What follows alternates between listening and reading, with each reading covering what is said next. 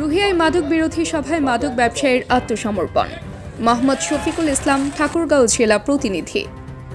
ঠাকুরগাঁওয়ের রুহিয়ায় মাদকদ্রব্য নিয়ন্ত্রণে জনসচেতনতা বৃদ্ধি ও সামাজিক ঐক্য গড়ে তোলার লক্ষ্যে এক মাদক বিরোধী মতবিনিময় সভা অনুষ্ঠিত হয়েছে। শনিবার রাত ৯টায় রুহিয়া থানাধীন বাঁশবাড়ি এলাকায় স্থানীয় এলাকাবাসীর উদ্যোগে সভার আয়োজন করা হয়। সভায় সভাপতিত্ব করেন রুহিয়া থানা পৌর কমিটির সাধারণ সম্পাদক শাহাবুদ্দিন।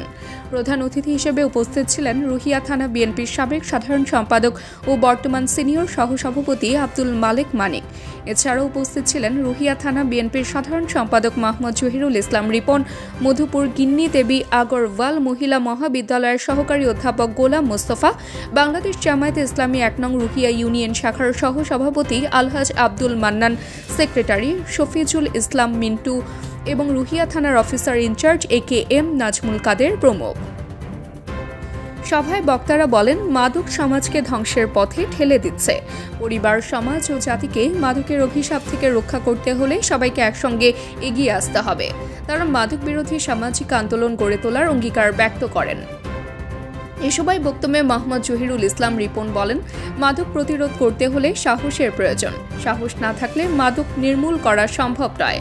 মাদক ব্যবসায়ী ও সেবনকারীরা সমাজের জন্য বড় হুমকি। মাদকমুক্ত সমাজ করতে প্রশাসনের পাশাপাশি জনগণকেও সচেতন হতে হবে।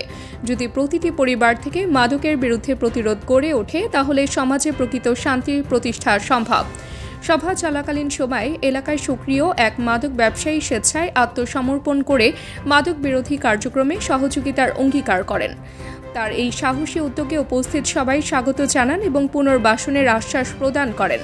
সভা শেষে মাদকমুক্ত সমাজ গঠনে ঐক্যবদ্ধভাবে কাজ করার লক্ষ্যে আব্দুল মালেক মানিককে সভাপতি ও মোহাম্মদ ইসলামকে সাধারণ সম্পাদক করে ২১ সদস্য বিশিষ্ট একটি কমিটি গঠন করা হয়।